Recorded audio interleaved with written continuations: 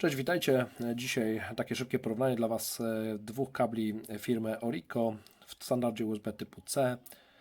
Kable są niemalże identyczne, jednometrowe, wspierające z jednej strony USB typu C, z drugiej USB typu A, czyli poza kolorem, jeden jest czarny, drugi jest biały, nie ma różnic. Natomiast jeden z nich, słuchajcie, wspiera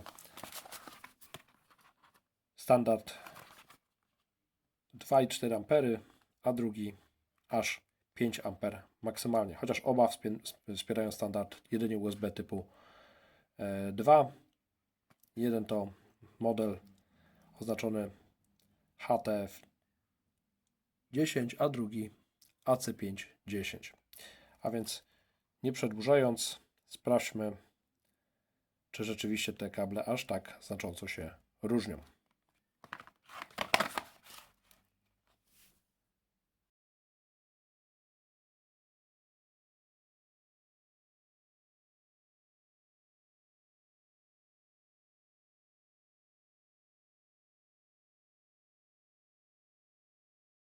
Może na wstępie jeszcze szybko, słuchajcie, zestawy sprzedażowe, pudełka tekturowe, w środku kabelki, krótka instrukcja, papierkologia. Mamy podziękowania za wybór firmy Orico. To jest jeden zestaw, drugi zestaw. Kabelek jest oczywiście biały. Również podziękowanie za wybór firmy Orico i nic więcej. Kabelki, jeden w matowej folii, drugi w folii przeźroczystej i same kable. Jeden jest nylonowy, a drugi jest niestety taki gumowany. Oba mają logo Orico.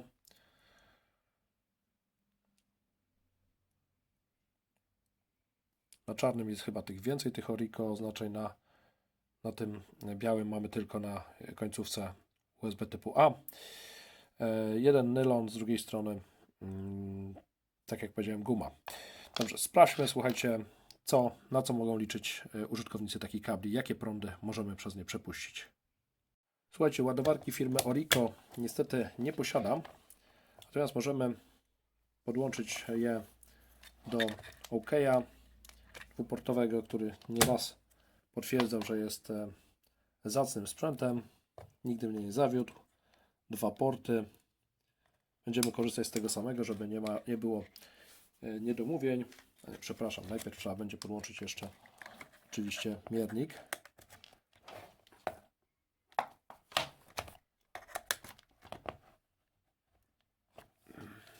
Miernik się podłączył. Tak. Mamy informację o parametrach. Będzie prościej tak. Słuchajcie, podłączymy sam kabelek. Najpierw ten słabszy.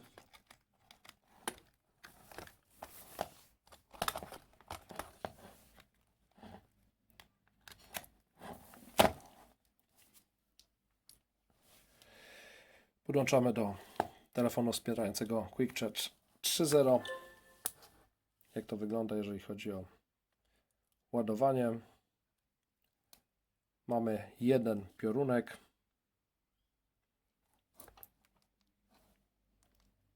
I informacje o ładowaniu.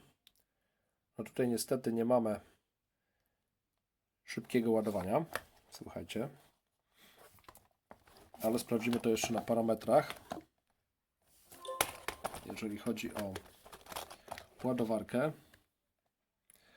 No i mamy niestety, jak widać, że jeszcze raz wyłączymy. Podłączymy do drugiego portu. Mamy, słuchajcie, parametry zdecydowanie niższe niż te, które... A nie, przepraszam. Teraz jeszcze pokażemy Wam to. Inaczej może ułożę ładowarkę.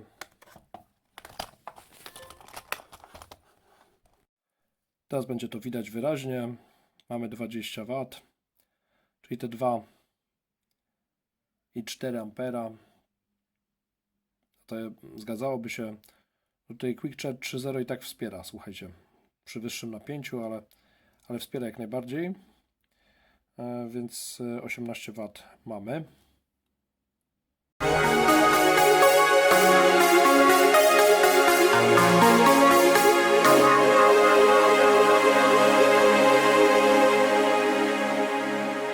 Teraz ta sama procedura, podłączamy ten sam kabel, może zaczniemy od ładowarki, to znaczy nie ten sam kabel, tylko drugi kabel, przepraszam, Orico biały, ten, który wspiera 5 A, podłączymy go do samego telefonu.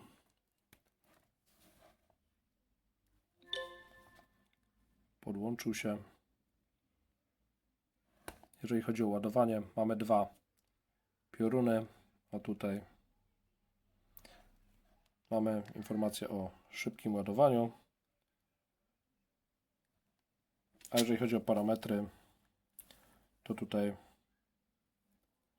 na ten moment mamy 7 W, ale może zaraz się coś zmieni. Spróbujmy podłączyć raz jeszcze, aby ładowarka wynegocjowała sobie inną prędkość.